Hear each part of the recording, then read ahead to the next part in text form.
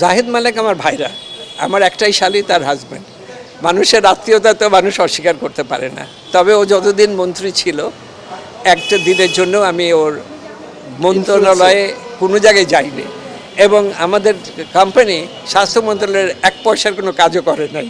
সুতরাং এখানে কোনো প্রশ্নই আসছে না আমরা স্বাস্থ্য মন্ত্রণালয়ের সাথে কোনোভাবে জড়িত ছিলাম কোনো কাজে। This is one thing. Nure Alam Siddiqui, উনি ছিল চিফ হুইপ। আমার কোনো কাজ চিফ হুইপের সাথে ছিল না। আমি ওখানে আই এম এ প্রফেশনাল, আমি প্রফেশনালি কাজ করি। আমি কোনো রাজনীতি করি না, আমি কোনো রাজনীতির সাথে জড়িত না, কোনো রাজনীতির সাথে না। সুতরাং আমি ওই যে সেই 94 সাল থেকে আজ পর্যন্ত কাজ করছি, এর মধ্যে অনেক গভর্নমেন্ট এসছে, অনেক গভর্নমেন্ট গেছে, আমি আমার কাজ করে গেছি as a professional. I have no, আমার কোনো পার্টি অ্যালায়েন্স নাই, কারো কোনো পার্টির সাথে আমি জড়িত না। I believe in my work, এটাই আসল কথা।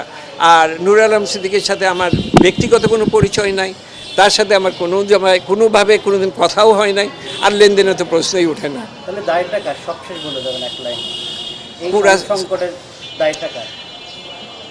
এখন কাজটা যদি আপনি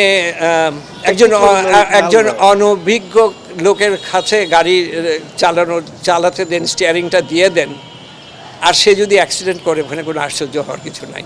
আমরা অনেকবার চেক করেছি, সিস্টেম ঠিক ছিল। হয় কি, আর যে 45 যে দেখছেন বোধহয়, যে ইয়েগুলা যে লাগায় আর কি, কম্পিউটারে কানেক্টেড যে লাগায় না, এই কানেক্টরগুলা যদি একটু ক্লিপ ভাঙা থাকে, কি ইয়ে থাকে, এটা একটু লুজ থাকে।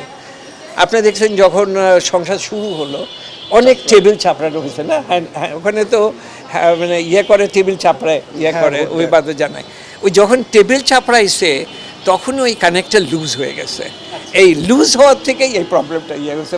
টেবিলটা এখনো চাপড়ায়, এখন টেবিল চাপড়াচ্ছে, বিকজ আমরা তার চেঞ্জ করে দিচ্ছি, ক্লিপগুলো সব প্রপারলি লাগানো আছে। এখন 1000 টেবিল চাপড়ালেও আর কিছু হচ্ছে না। এইটাই আর কি আসল কথা। ওকে, ঠিক আছে।